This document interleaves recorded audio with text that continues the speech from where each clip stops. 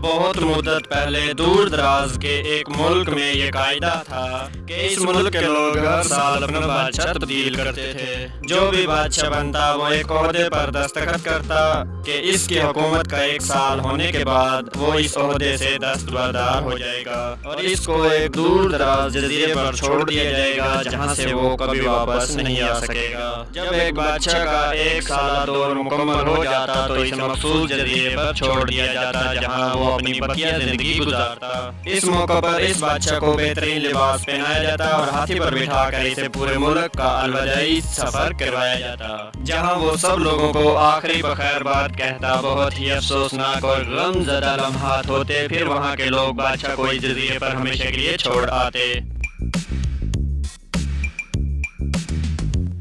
एक मर्तबा लोग अपने पुराने बादशाह को जजीरे पर छोड़कर वापस आ रहे थे कि इन्होंने एक ऐसा समुद्री जहाज देखा जो कुछ देर पहले ही तबाह हुआ और एक नौजवान शख्स ने खुद को बचाने के लिए लकड़ी के तख्ते का सहारा ले रखा था। क्योंकि इन लोगों को एक नए बादशाह की भी तलाश थी, लिहाजा इन्होंने इस नौजवान शख्स को अपनी कश्ती में बिठा लिया और अपने मुल्क ले आए और इससे एक साल की हुकूमत करने की दरख्वास्त की।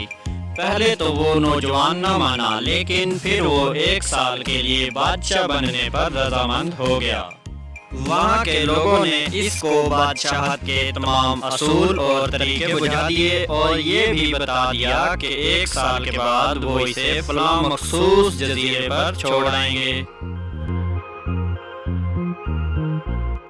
बादशाहत के तीसरे दिन ही इस नौजवान बादशाह ने अपने वजीर से कहा, मुझे वो जगह दिखाई जाए जहां गुज़श्ता तमाम बादशाहों को भेजा गया। मुकम्मल तौर पर वजीर ने बादशाह की ख्वाहिश का एहतराम करते हुए उसे वो जजीरे दिखाने का एहतमाम किया गया। वो जजीरे जंगल था और जंगली जानवरों से भरा हुआ था। इन जानवरों की आवाज़ें जजीरे के बाहर तक सुनाई दे रही थी। बादशाह जायजा लेने के लिए थोड़ा सा जंगल के अंदर गया और वहाँ इसके पिछले तमाम बादशाहों के ढांचे पड़े नजर आए। वो समझ गया कि बहुत जल्द इसका भी यही हाल होगा और जंगली जानवर इसको चीर फाड़ कर खा जाएंगे।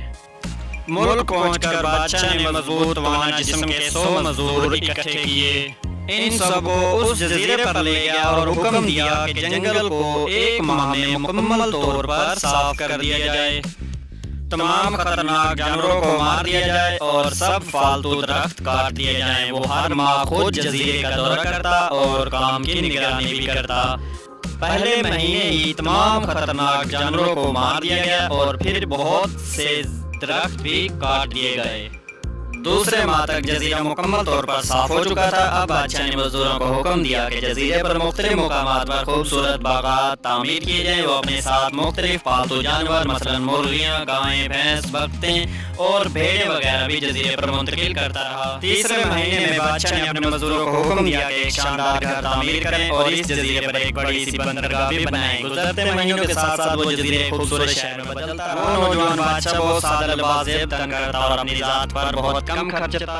अपनी बादशाहत की ज्यादातर कमाई वो जजीरे को बनाने में लगाता रहा। 10 माह गुजर जाने के बाद बादशाह ने अपने वजीर से कहा, मैं जाता हूँ, 2 महीने बाद मुझे जजीरे पर छोड़ दिया जाएगा, लेकिन मैं अभी से वहाँ जाना चाहता हूँ।